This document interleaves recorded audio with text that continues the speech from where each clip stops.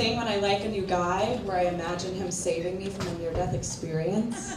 Like I might get shot in a bank and my dream guy would appear out of nowhere and swoop me up with one arm and like carry me out with effortless strength, like sweet-talking me to a speeding truck towards the nearest hospital. And like Everlong by Foo Fighters would be blasting on the radio. And I've been thinking I'ma feel this good forever. And then he would like Tokyo drift into a parking spot.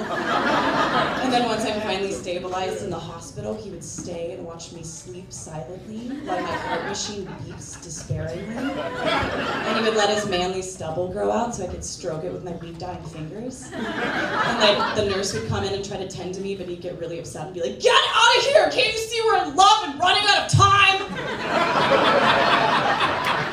And then I could like wake up but not remember who I am, like the movie Overboard, so he'd be forced to incorporate me into his life immediately so my sanity didn't slip away on his watch. And you know, if I really liked him, I could just like keep it up and keep living with him and it'd be great, but if he started to annoy me, I could just like come out of my coma and be like, "Oh my god, I just remembered I totally have a husband." But I mean, we could still have steamy heartbreak sex because of the hard fact that he knows we can never be together because I'm promised to a pig farmer in Nashville, Tennessee. I apologize for all the flaming balls of emotion I keep throwing at you guys. I'm actually a victim of emotional dominance disorder. Like 99% of women that take birth control suffer from this. And I put full blame on the birth control market because they do not exactly explain to you what happens when you forget to take a few days worth of pills. Like they need to train the pharmacy girl to recite the side effects to you before you take it home with you. Side effects from forgetting to take your birth control may include slowly morphing into the girl from The Exorcist, followed by uncontrollable vomiting while your head rotates on your shoulders. Side effects also include uncontrollable urges to be horny, sad, and an intense craving for cheese nips and In-N-Out Burger. Additional side effects include hitting up your most mentally unstable ex-boyfriend and texting him you miss him.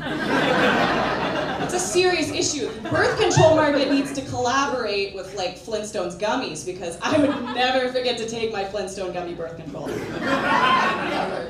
Did anybody else's mom have to like hide the bottle of Flintstones vitamins from you as a kid because you just like eat that shit like it was Skittles? My mom is the kind of person that watches like 60 Minutes and the news like it's word porn.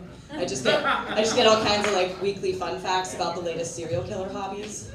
Like last week she called me and she was like, "You need to be cautious when you're walking to your car." Because she's from Nashville, Tennessee. You walk into your car and you need a flashlight on you at all times, and you need to shine that under your car because rapists like to hide under there, and they will grab you by the ankles and they will drag you under there. My dad will only call me to make sure I'm remembering to change my oil and fix my broken illegal odometer because that shit's been broken for like 4 years and I'm pretty sure it's stuck on like 70,000 miles, which is so wrong. I let my tires get so bald this year I just like slid all over the 405.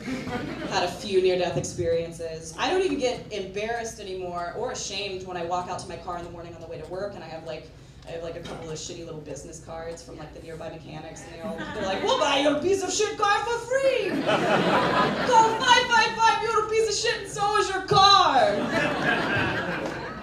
But I mean, I'm not too worried about the amount of abuse my car's taking in the city because of games like Grand Theft Auto, because I mean, they reassure me that when I'm sick of my car or when it fails on me, I can just get out in the middle of rush hour, spot a nearby minivan, open the door, rip out a soccer mom or two, and just speed away. There might even be like a sawed-off shotgun in the passenger seat, you know?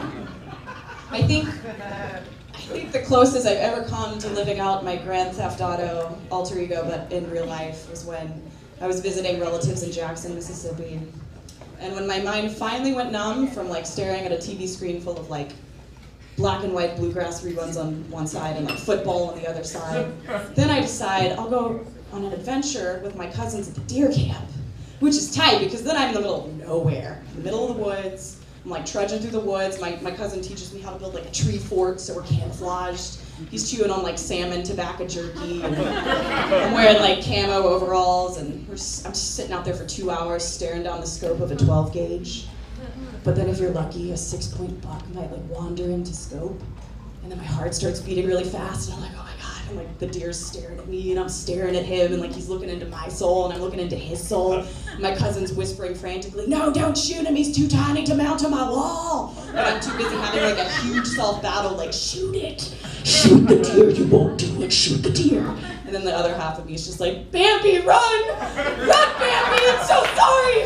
I can't fight the urge to be Laura Croft!" That's all I have. Thank you so much.